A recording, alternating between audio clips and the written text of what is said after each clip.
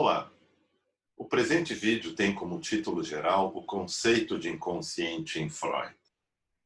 O foco dele situa-se nos momentos de gestação do método psicanalítico de Freud, o qual abrange o período entre os anos 1895 e 1900, por duas publicações fundamentais. Dos estudos sobre histeria a Tramdoito. Vamos encontrar nesse caminho de trabalho a fala de um colega psicanalista nos apresentando o método freudiano como um método que utiliza a fala. Nesse caso, como em todo o nosso curso, o nascimento da clínica freudiana, retornamos diretamente ao pensamento de Freud. Seguimos, então, no que foi chamado por Lacan de retorno a Freud, o que significa retornarmos ao pensamento de Freud, ou seja, aos seus textos, à sua leitura. Assim, o vídeo no qual estamos aqui tem um de seus aspectos fundamentais situados na relação entre a linguagem, enquanto fala, e a ideia da existência de um inconsciente. Isso na chamada cura pela conversa, pela fala, a talking cure. Nesse caso, o centro do problema pode ser colocado pela tese de que o inconsciente se estrutura como uma linguagem, como o somatório dos eventos de fala de um sujeito humano. Eventos esses que estão de modo aferentes, perceptivos no que se ouve, e eferentes, motores no que se diz e muitas vezes não se escuta. Para enfocar esse ponto crucial na aurora da descoberta freudiana, vamos encontrar o colega, o psicanalista Mário Eduardo Pereira, do Corpo Freudiano de São Paulo, o qual nos conduzirá à retomada do conceito de inconsciente em Freud. Muito bem.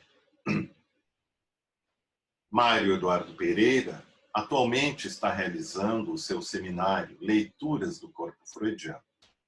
Neste ano de 2020, seu tema geral é os conceitos fundamentais da psicanálise de Freud a Lacan e enfocando especificamente o conceito de inconsciente em Lacan no momento. Este seminário está sendo realizado na página do Corpo Freudiano no Facebook, todas as quintas-feiras, no horário das 20h30, em uma live. Mas para alcançar a falar sobre o conceito de inconsciente em Lacan, Mário precisa, metodologicamente, retornar ao pensamento de Freud e ali enfocar o fenômeno conjugado entre o sintoma histérico, a ideia de trauma, as memórias soterradas do sujeito humano e a dimensão curativa de sua fala diante de um Freud, como um pesquisador que caminha na direção da construção de um poderoso, revolucionário e inovador método clínico para o cuidado do sofrimento humano. Deixo vocês agora com a primeira parte da exposição de Mário Pereira, a qual chamei Na Clínica da Histeria. Obrigado.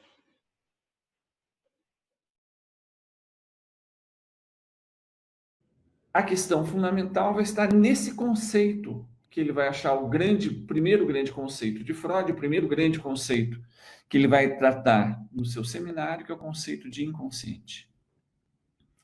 Ele diz, então, que o seu ponto de partida é a sua famosa proposição: o inconsciente é estruturado como uma linguagem. Então, eu vou propor para vocês que, inicialmente, a gente retorne à experiência fundadora da psicanálise, relida por Lacan, e nós vamos tentar, então, apontar aonde que nessa experiência fundadora Lacan encontra apoio para formular essa proposição fundamental do inconsciente estruturado como uma linguagem, e esse ser um ponto de partida, um ponto de assentamento para a ideia ou para a proposta de uma possibilidade de ciência na psicanálise. Então, nessa experiência fundadora da psicanálise, essa experiência com as primeiras histéricas, não é? Do tratamento catártico que Freud desenvolve com Breuer no final do século XIX.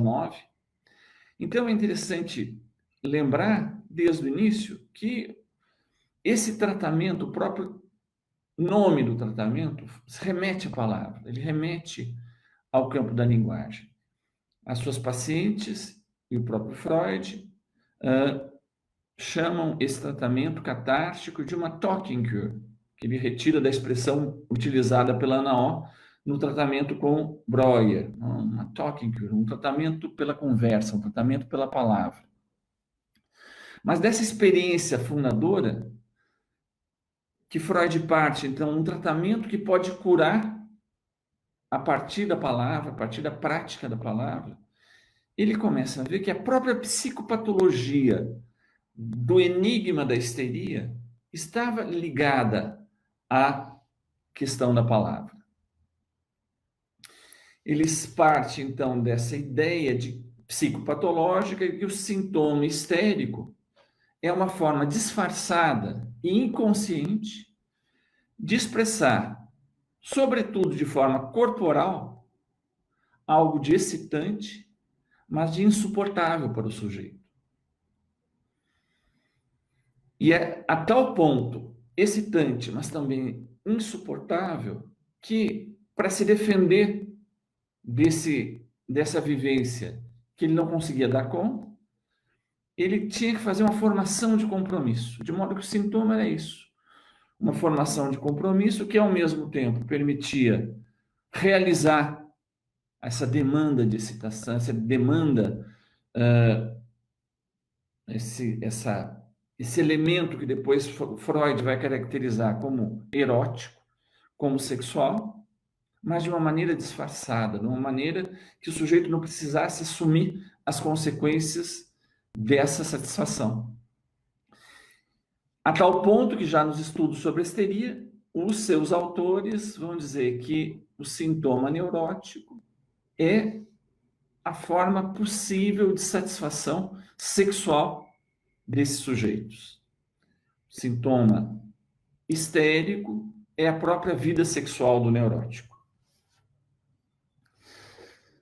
A linguagem, como eu falava para vocês, então já nessa experiência fundadora, ela aparece como tratamento e como fundamento da própria psicopatologia.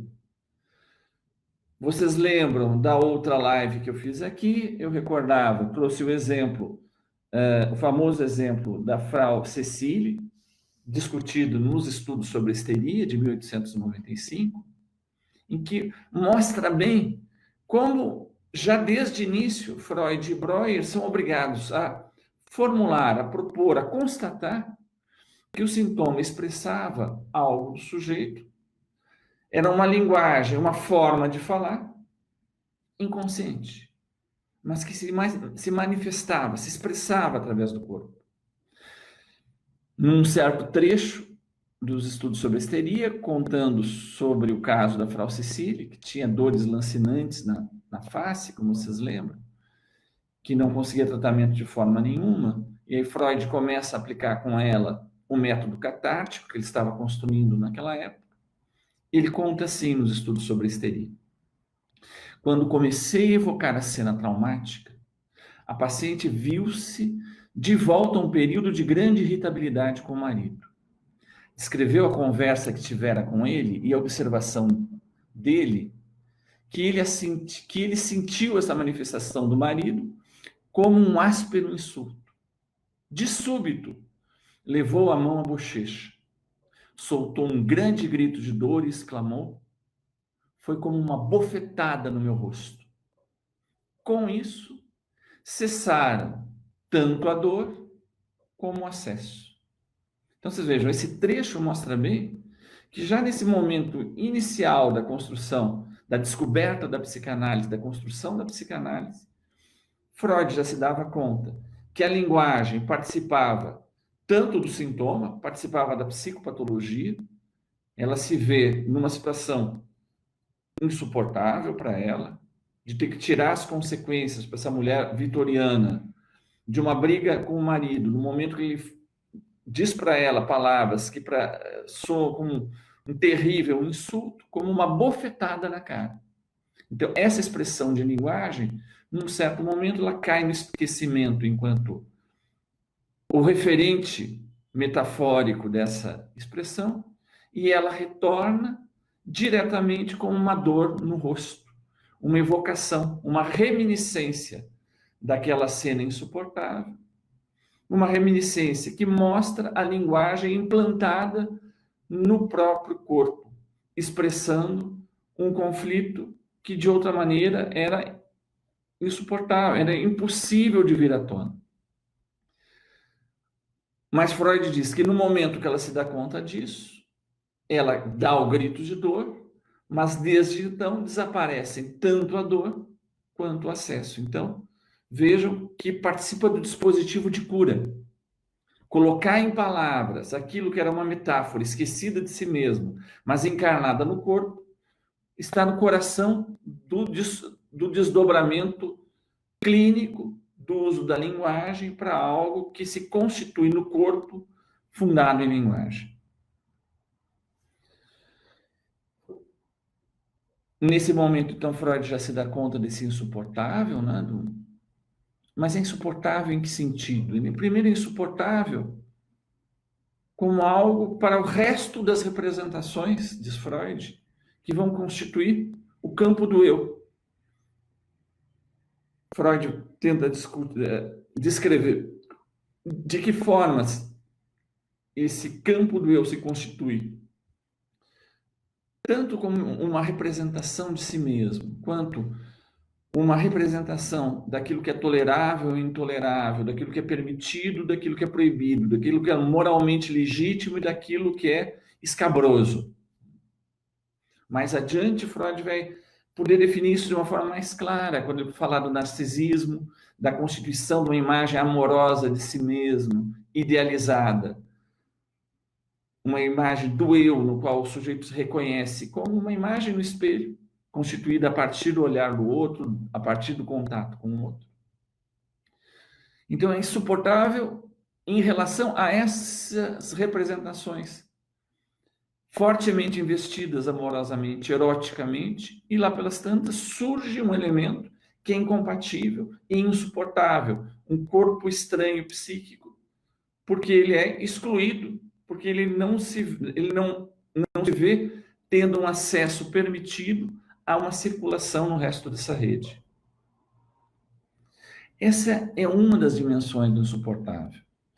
Mas a outra dimensão do insuportável que vai junto, Freud vai pegar um termo da tradição médica, tradição grega, que é o termo de trauma. Veja, trauma aqui tem um caráter de ruptura, tem um caráter de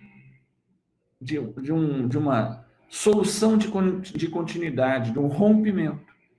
E de um rompimento que é vivido de uma maneira insuportável.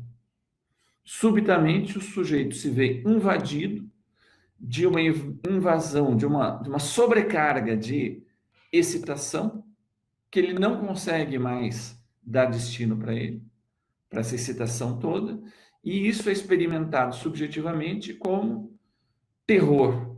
Ele fala aqui o afeto próprio à situação traumática é o terror, é o Schreck, o susto.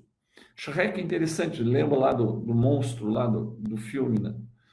Do desenho animado, porque ele é monstruoso, ele causa susto, ele é assustador.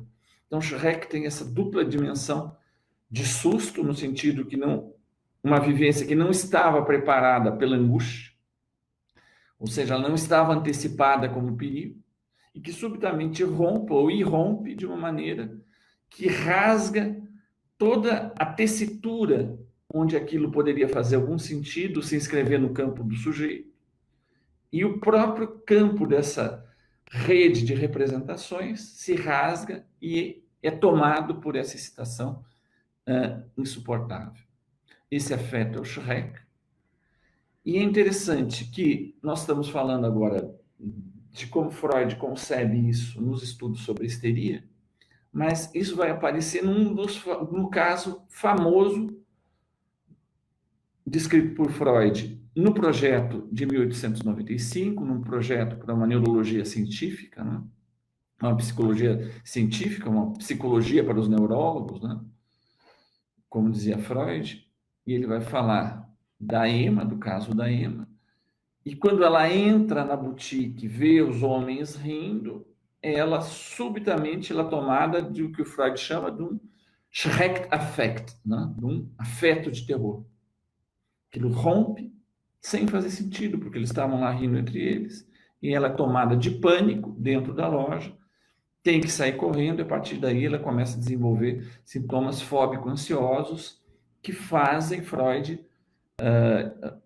tomar contato com essa paciente que busca tratamento com ele. Então, vocês vejam que já temos aqui elementos que vão ser desenvolvidos por Lacan amplamente, que tem a ver com a questão da linguagem, da ação da linguagem no corpo, da dimensão erótica que circula nessas redes de linguagem, e que, mais ainda, esse erotismo, como aparece nessa experiência fundadora com histeria, tem a ver com erotismo infantil. O sujeito relembra, ao longo do processo catártico, de cenas da sua primeira infância, de caráter erótico, mas traumático, que, impossíveis de serem instaladas na circulação do campo do eu, elas são excluídas à força a partir de um processo de Verdrängung, né, de um recalcamento, de uma Drang, que expulsa a força do campo da consciência, porque o sujeito não dá conta. É insuportável para ele essa lembrança infantil. Um outro aspecto ainda dessa experiência fundadora que vai ser tratado por Lacan é essa dimensão que em toda a história dos estudos sobre histeria, não apenas por Freud e por Breuer, mas de toda a tradição médico-psiquiátrica, esse caráter teatral da histérica. O sintoma histérico não é simplesmente uma explosão de um mal, um vazamento de algo que não estava funcionando, mas esse sintoma se endereça a um outro. O caráter teatral, o caráter da cena, de alguma maneira supõe que a essa teatralidade corresponde um outro da cena histérica. Eu vou ler para vocês uma pequena passagem que Freud escreve quase 20 anos depois, justamente no seu importantíssimo texto sobre o inconsciente, dos artigos da metapsicologia, em 1915. Vejam o que diz Freud. Assim fazendo, será preciso dizer que todos os atos e manifestações que em mim percebo e que não sei ligar ao restante de minha vida psíquica têm de ser julgados como se pertencessem a uma outra pessoa, né? A eine andere Person, né? Uma outra pessoa, né? Uma andere Person. E devem achar esclarecimento por uma vida anímica que se atribua a essa outra pessoa, não apenas, não é? Esses elementos sintomáticos, esses elementos mentais, eles se constituem não como um em si mesmo, mas um em si mesmo exposto a uma outra pessoa. E mais do que exposto a uma outra pessoa, a uma pessoa a quem se atribui uma vida mental. Ou seja, faz parte dessa estrutura que o elemento da vida psíquica se organize para o sujeito como se ele estivesse sendo observado por uma outra pessoa, por um outro, e que esse próprio outro tenha sua vida mental, a partir do qual ele vai dar significação e vai dar também uma instalação dessa cena oferecida pelo sujeito. Então, é interessante que Freud já introduz essa ideia que vai ser amplamente desenvolvida por Lacan no Seminário 11, principalmente quando ele falar da questão do olhar. Da voz ele fala um pouco, mas basicamente do olhar, é que o sujeito se vê na cena, se constitui na sua cena psíquica como sendo olhado por um panóptico, por todos os pontos, em que, de alguma forma, esse olhar tem uma função constituinte para o próprio funcionamento psíquico desse sujeito. E ainda um último ponto que eu gostaria de destacar com vocês nesse primeiro recenseamento que a gente faz, de onde Lacan vai trazer seus argumentos para desenvolver o seu conceito do inconsciente, mas várias questões que ele vai desenvolver ao longo desse seminário 11.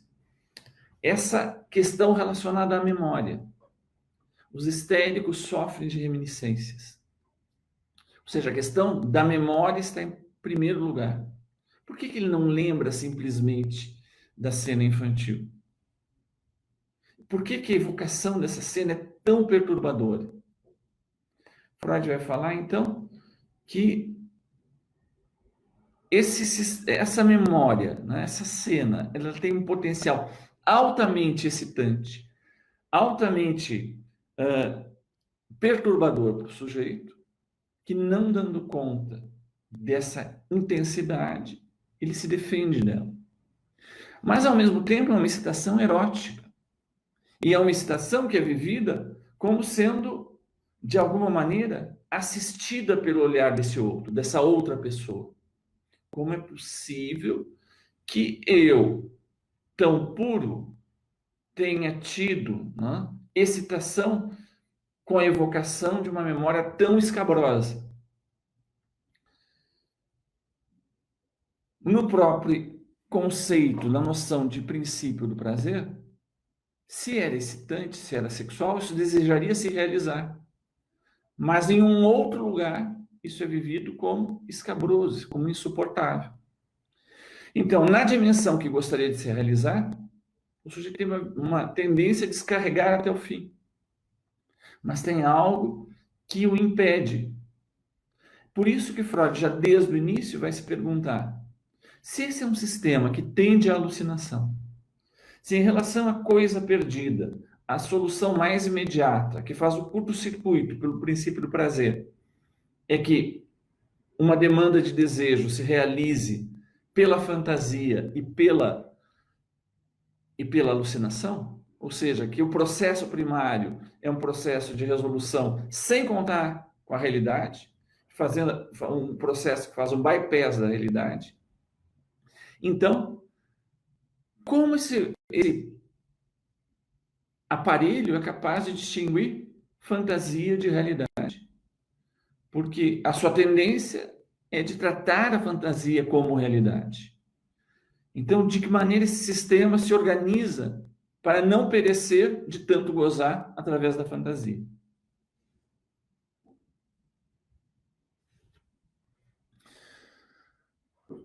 E então nós vemos que Freud, nós partimos dessa experiência original, que ele resgata dos relatos que tem do Breuer. Logo em seguida, ele próprio começa a ter os seus primeiros tratamentos completos com o método catártico, depois que Freud volta do seu estágio na França.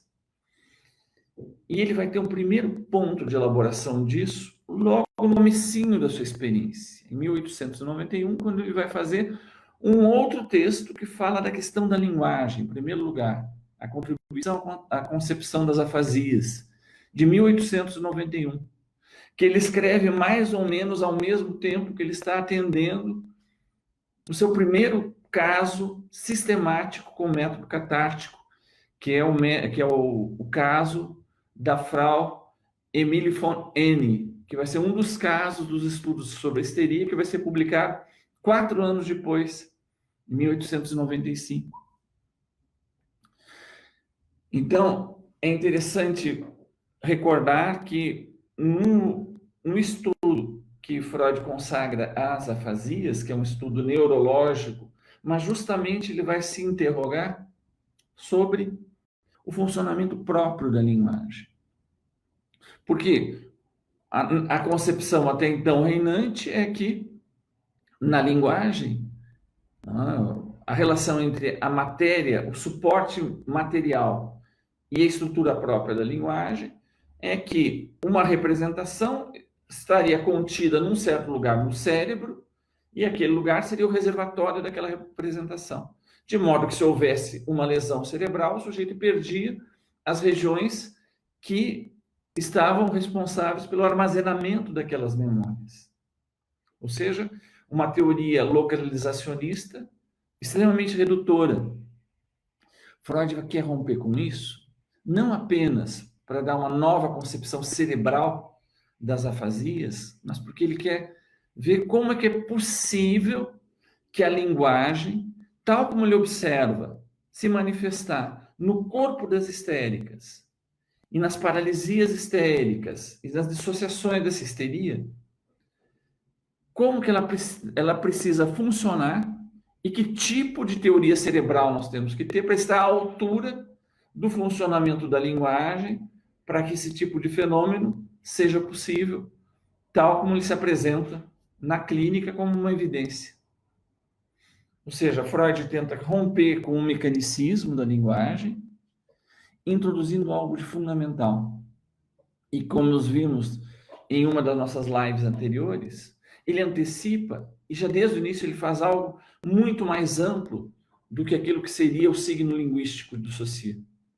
Ele vai dizer que as representações de palavra se conectam às representações de objetos, às associações de objeto, por uma única ponte, a imagem acústica com a representação da imagem do objeto.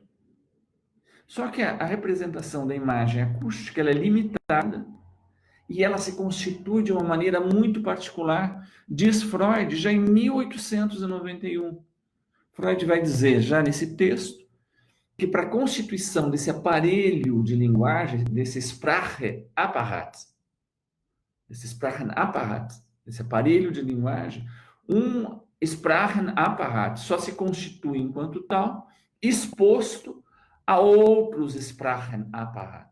Depende do campo do outro para que a linguagem se inscreva e que funcione como linguagem, ainda que o sujeito tenha disposição interna para acolher essa exposição ao campo da linguagem do outro. Ele não vai escolher os códigos da linguagem, ele não vai escolher a matéria-prima a partir do qual os jogos da linguagem poderão ser feitos. Isso será implantado num sistema que tem uma predisposição para acolhê-la, mas que não resolve o funcionamento da linguagem em si.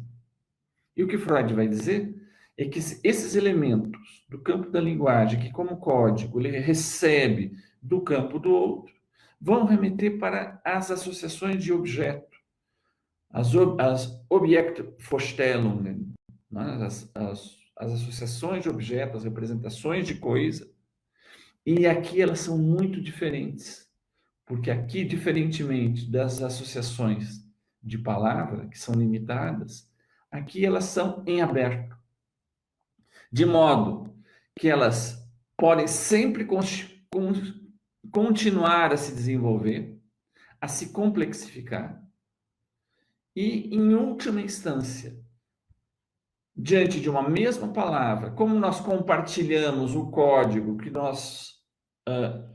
nos foi instalado pela abertura do sujeito, a constituição do sujeito, ao Sprachapparat do outro, ainda que a gente compartilhe palavras, né, como eu falei na outra live lá, a palavra mãe. Quando a gente fala mãe, todos sabemos o que é mãe. Mas, ao mesmo tempo, nessa conexão com as associações do objeto, para cada sujeito ela vai remeter a uma ramificação que é própria, que é singular, e é em aberto, ela ainda se constitui. Ela continua a se desenvolver. De modo que, ao falarmos mãe, nós nos compreendemos e, ao mesmo tempo, nós nos separamos. Nós nos incompreendemos.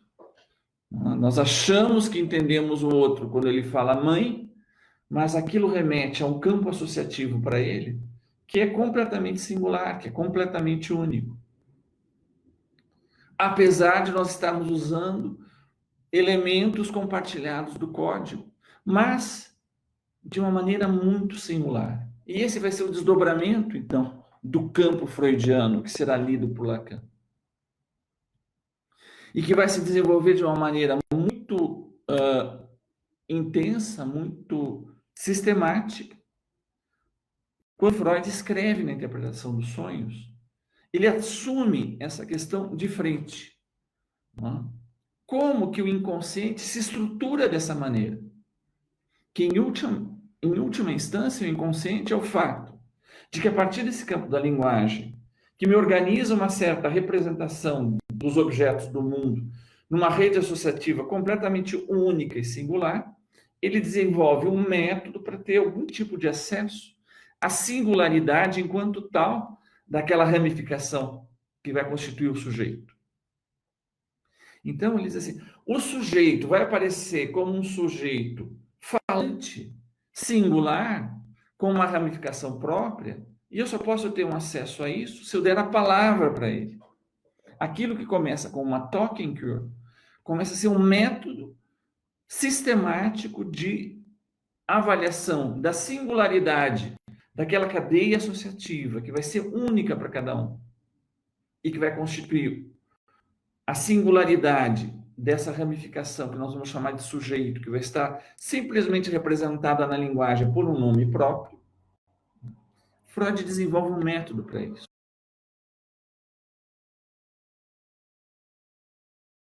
Muito bem. Gostaria de salientar alguns pontos que considero básicos na apresentação de Mário Eduardo Pereira. O primeiro é a questão de que a leitura que ele realiza a partir de Lacan, em Freud, na descoberta do inconsciente, é que o inconsciente está estruturado como uma linguagem, ou se estrutura progressivamente como uma linguagem, ou continua se operando de uma forma como uma linguagem. Os elementos colocados, basicamente, são elementos de fala, de recordação, de memória, todos eles aplicados ao corpo. São eles os elementos que são colocados na Talking Cure. E o exemplo de Ana O é simplesmente impressionante.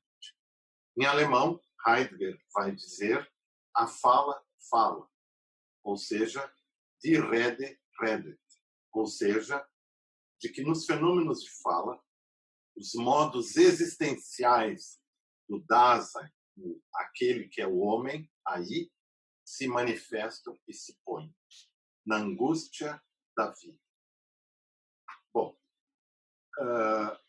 se trata de uma descoberta por Freud de um enigma extremamente importante. A forma disfarçada do sintoma histérico se expressa no corpo físico do sujeito em sofrimento. Esse corpo físico podemos entender também, topologicamente, como um espaço de projeção da psique. Como diria Freud, a psique é extensa e nada sabe disso. Ou seja, ela se estende no espaço e no mundo externo.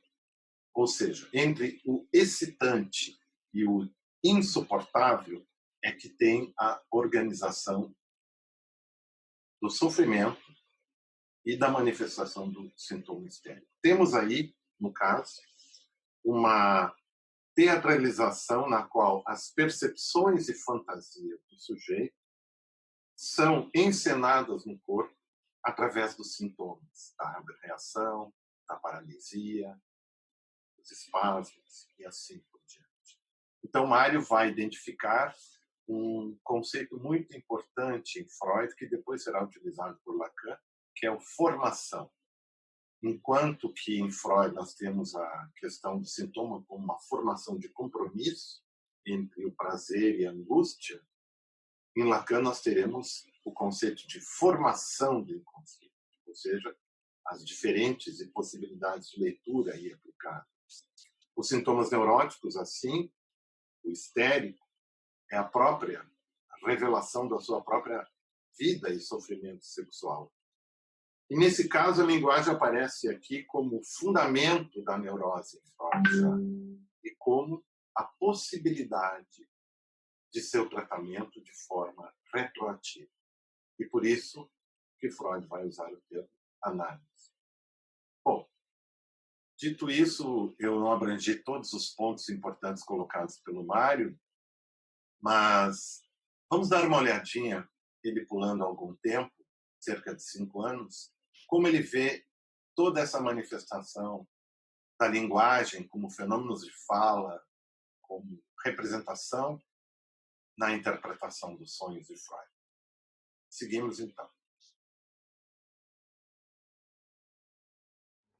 Olha, então, como Freud, na interpretação dos sonhos, vai falar das relações da linguagem com a constituição desse campo, que é das associações que fazem com que o sujeito tenha associações que o singularizam, desde o projeto de 1895, e que elas se organizam a partir da linguagem. Veja como ele diz aqui no capítulo 6 da interpretação dos sonhos. Ele fala assim: os pensamentos do sonho e o conteúdo dos sonhos nos são apresentados, diz Freud, como duas versões, zwei Darstellungen, do mesmo assunto, do mesmo conteúdo. São duas versões do mesmo conteúdo expressas em duas linguagens diferentes. Em zwei verschiedenen Sprachen. Em duas linguagens, em duas falas diferentes. Aquilo que aparece no campo do inconsciente organizado como um tipo de linguagem, no campo dos sonhos vai aparecer num outro tipo de linguagem. E que toda a questão, que é por onde Freud vai avançar, é como é que a gente passa de uma forma de linguagem para outra. Por exemplo, como eu passo da peça Hamlet ou da peça Medea para uma ópera Medea.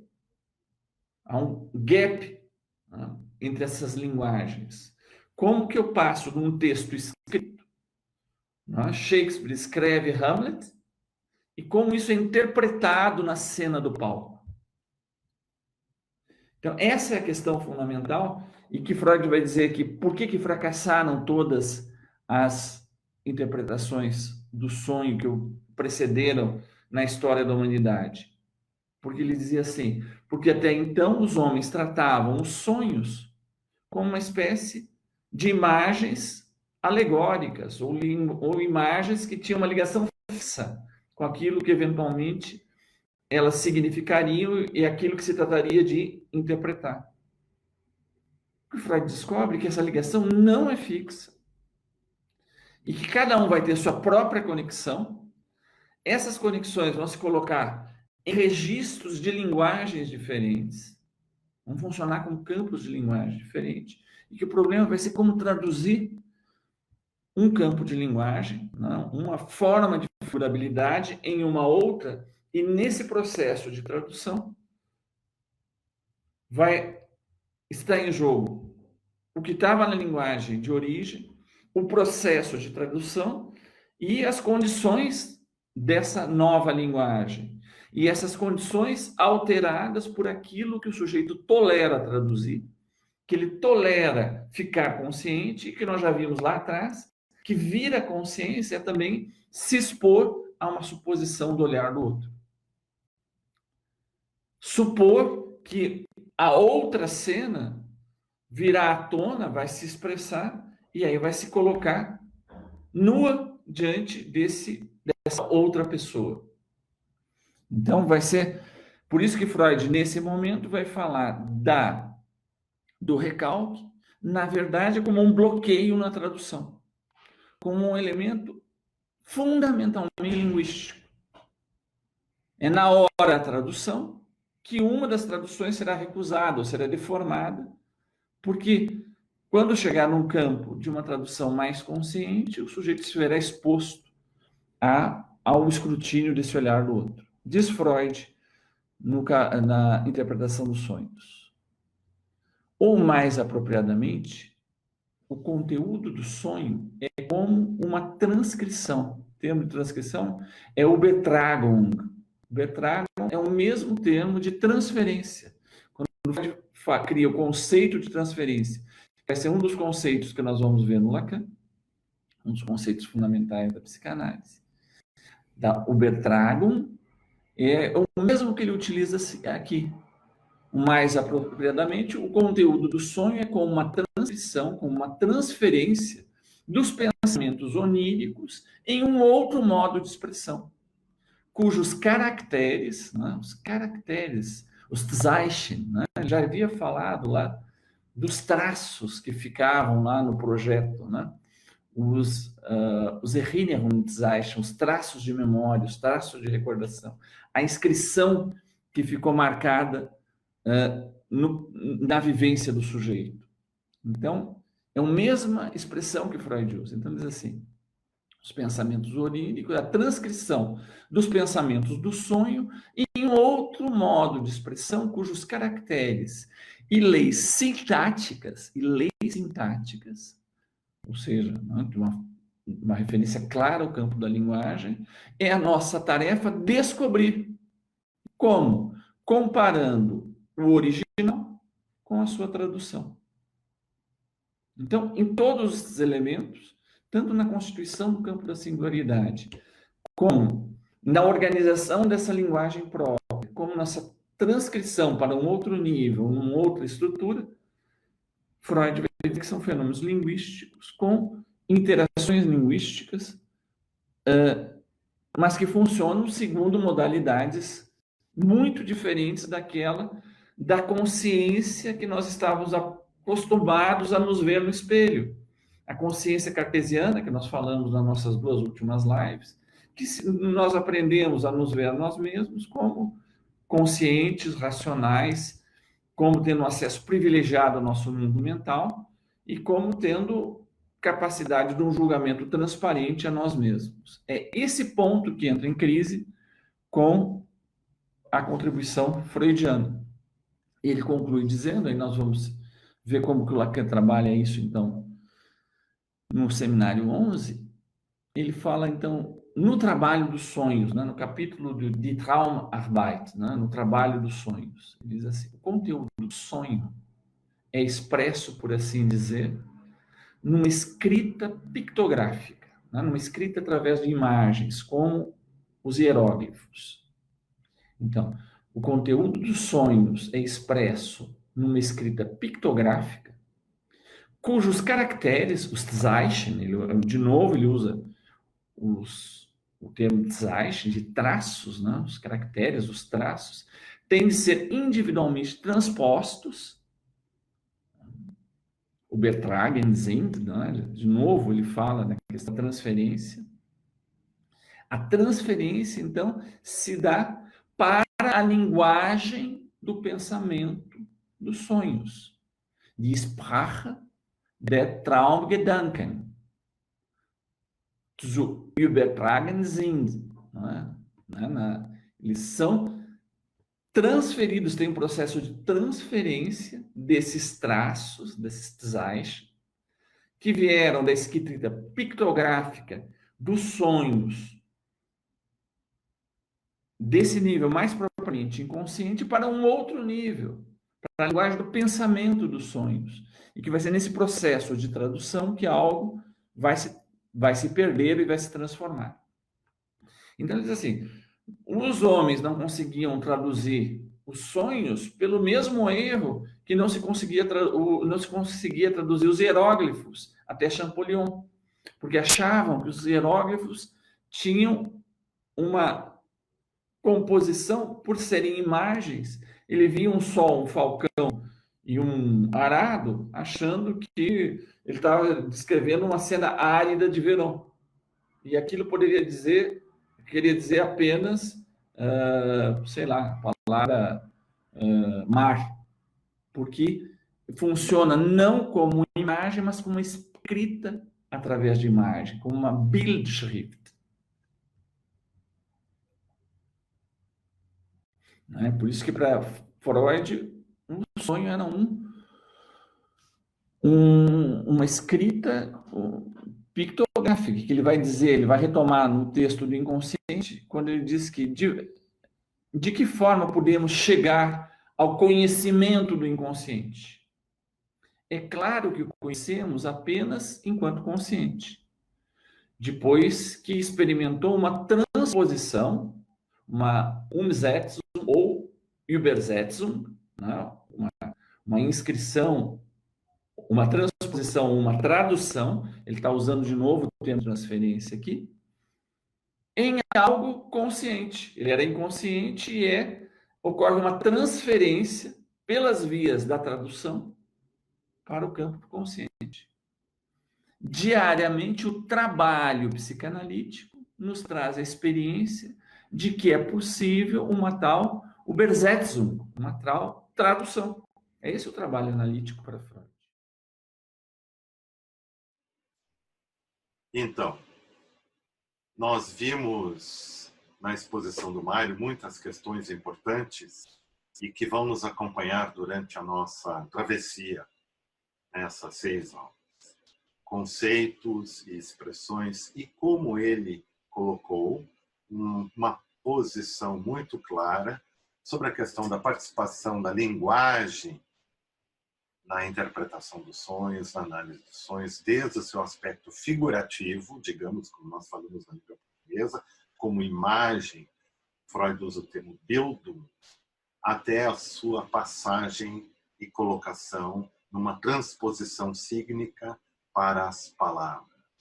Bom, eu gostaria de enfocar apenas um elemento um pouco mais detalhado aqui, num aspecto complementar, que vai nos interessar muito, e referir um segundo que eu vou deixar para a aula na qual nós iremos trabalhar o capítulo 6 da Traumdeutung.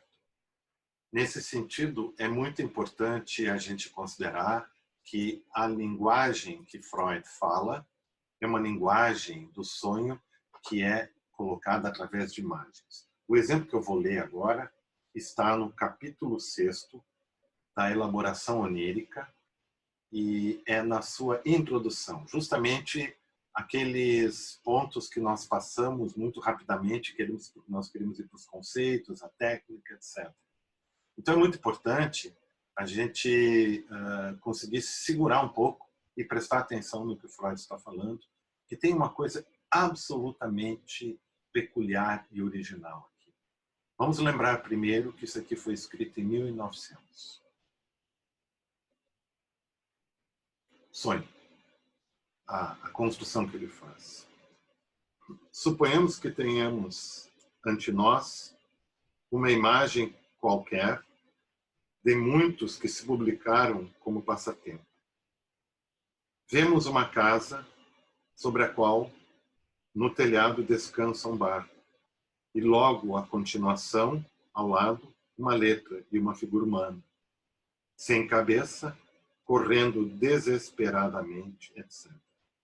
Ante essas imagens, poderíamos expressar a crítica de que tanto sua justa posição como sua presença isolada são absurdas e insensatas, pois um barco não descansa nunca sobre os telhados e um homem decapitado é incapaz de correr.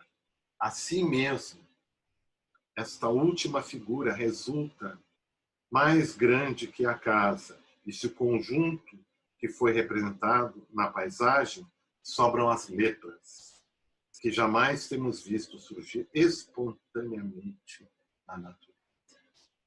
Freud escreve isso em 1900. Logo depois nós vamos ter a Primeira Grande Guerra Mundial entre o Sacro Império Germânico, Prússia, Áustria, etc., e França. Durante essa guerra, em Viena, na Áustria, um grupo de jovens que tinham sido convocados para lutarem na guerra desertam e frequentam um cabaré, um bar cabaré chamado Voltaire. São eles artistas, pintores, poetas, do movimento que se cria lá dentro, do surrealismo. Estão presentes ali Magritte, Max Ernst, Tristan Tzara e assim por diante.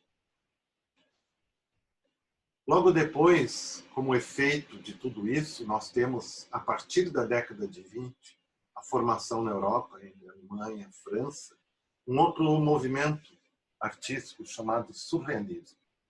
E aqui eu vou começar, então, colocando uma imagem de René Magritte, Valores Pessoais, de 1952, depois da guerra, no qual ele magnifica os objetos pessoais. Os objetos pessoais do sujeito humano se tornam gigantescos e superlativos, o que significa que eles falam. Esse é um quadro surrealista. Esse é um quadro que se assemelha à descrição de Freud, que os alemães tanto gostavam nos catálogos. Entretanto, ao passo que nós iríamos esperar que Magritte seria alguém que falasse em favor da psicanálise, em seus textos escritos, ele é um profundo crítico das ideias de Freud e jamais aceitou, com muita veemência, de que todo o seu trabalho fosse o resultado de uma elaboração onírica. Dizia ele que era algo de caso pensado. Olhem só. Aqui tem um outro trabalho dele. O Castelo nos Pirineus, 59. O Castelo dos Pirineus vai realmente evocar uma situação como a que Freud fala, algo levitando no ar, uma letra, uma rocha ou alguma coisa assim. Em função disso, o que eu vou mostrar agora se chama um deslocamento que não se dá em um sujeito, mas se dá na cultura, que na história da arte nós chamamos de citação. Olhem só. Em 1917, James Cameron faz o filme Avatar. E ele toma a ideia de Magritte e a realiza, a reifica dentro do seu próprio filme de ficção científica. Bom, na continuidade, como falamos do barco, sobre a casa, eu quero mostrar para vocês algo da arquitetura moderna de hoje. Aqui nós temos um prédio em Singapura, que é o orgulho da cidade, que são 3 torres gigantescas, e em cima dela foi construído um barco, no qual as pessoas podem ir, tem restaurantes, tem lojas, etc., piscina, e assim por diante. Ou seja, uma forma de colocar um barco nas nuvens, nesse ponto. Bom, se não fosse isso, então eu tenho aqui um outro exemplo, que a leitura dessa obra aqui, que é a Interpretação dos Sonhos, é a edição espanhola, que tem algumas diferenças com a da Imago, né, e com a outra nova, da LPM, que é muito boa, apresenta coisas muito interessantes. E aqui eu tenho um trabalho nesse aspecto, que é o Encontro com Freud, que é um trabalho que foi pintado em 1986, em comemoração a uma mudança de residência que eu iria fazer e relatando uma memória passada de 1973, quando eu fiz a leitura da Interpretação dos Sonhos, e esse trecho do capítulo 6º da Interpretação dos Sonhos ficou extremamente vívido na minha cabeça. Porque uma coisa que eu pensei na época foi a seguinte: Freud se antecipava ao movimento surrealista. Então, tinha sentido no que ele escrevia que Magritte, não, mas Max Ernst, De Chirico, Breton, seguissem ele em suas pegadas. E que dali se desesperasse de modo profundo para poder fazer um retrato dele um dia. O segundo ponto que eu gostaria de tocar para vocês é a continuação desse texto, desse parágrafo até o final, que eu gostaria que vocês prestassem bastante atenção, que é quando Freud diz que o analisante consegue, para cada elemento pictográfico imagético do sonho, levá-lo numa sucessão de associações a uma palavra representada. E então eu vou mostrar para vocês quando Freud novamente se encontra com o romantismo alemão através de uma palavra muito delicada que lá está expressa. Dichterspruch, mas que eu vou apresentar a tradução dela quando nós chegarmos na aula sobre a poética da Kronberg. Agradeço muito ao Mário Eduardo Pereira por ter cedido parte do vídeo para esta apresentação. Realmente foi fantástico. Espero que vocês todos tenham gostado e seguimos esse périplo de acompanhar o nascimento da clínica freudiana. Muito obrigado.